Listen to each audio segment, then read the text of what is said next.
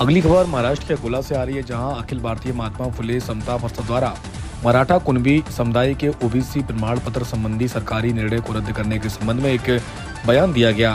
सरकार का यह निर्णय पूरी तरीके से अन्यायपूर्ण, अवैध और असंवैधानिक है। इस निर्णय के कारण ओबीसी समुदाय की 400 से अधिक जातियों के अधिकारों का हनन होगा और शिक्षा व रोजगार के क्षेत्र में उनका प्रतिनिधित्व गंभीर रूप से कम हो सकता है।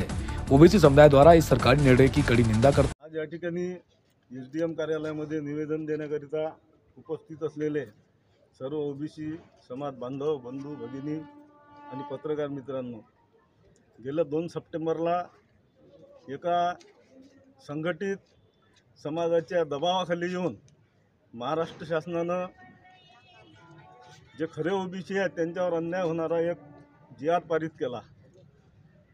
तर त्या जी.आर.मध्ये ज्या काही मोहम गोष्टी लिहिलेल्या आहेत की ज्याला महात्मा ज्योतिराव फुले कलम कसाई असं म्हणत होते,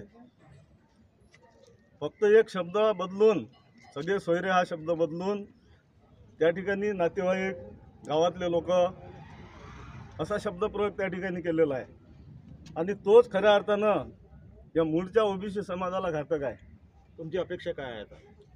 हा जो जी.आर. शासनानं काढलेला आहे तो ताबडतोब रद्द करण्यात यावा, कारण त्या जी.आर.बद्दल बराचसे संभ्रम आहेत। माननीय मुख्यमंत्री साहेब म्हणतात की आम्ही ओबीसीवर अन्याय केलेला नाही। आमचे नेते जे सातत्यानं ओबीसी समाजासाठी झगडत असतात की भुजबळ साहेब म्हणतात की आपल्या ओबीसी समाजावर अन्याय झाला, त्यामुळे आमच्यावर अन्याय कसा झाला नाही हे माननीय मुख्यमंत्री साहेबांनी या सकल ओबीसी समाजाला समजावून सांगावं।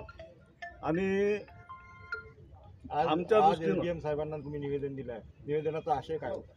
निवेदनाचा आशय हाच होता की 2 सप्टेंबरला जो शासनानं मराठा समाजासाठी जी.आर. काढला तो जी.आर. संपूर्णपणे रद्द करण्यात यावा आणि ओबीसीवर कुठल्याही प्रकारचा अन्याय होऊ नये, कारण मुळातच ओबीसीची संख्या 450च्या जवळपास आहे।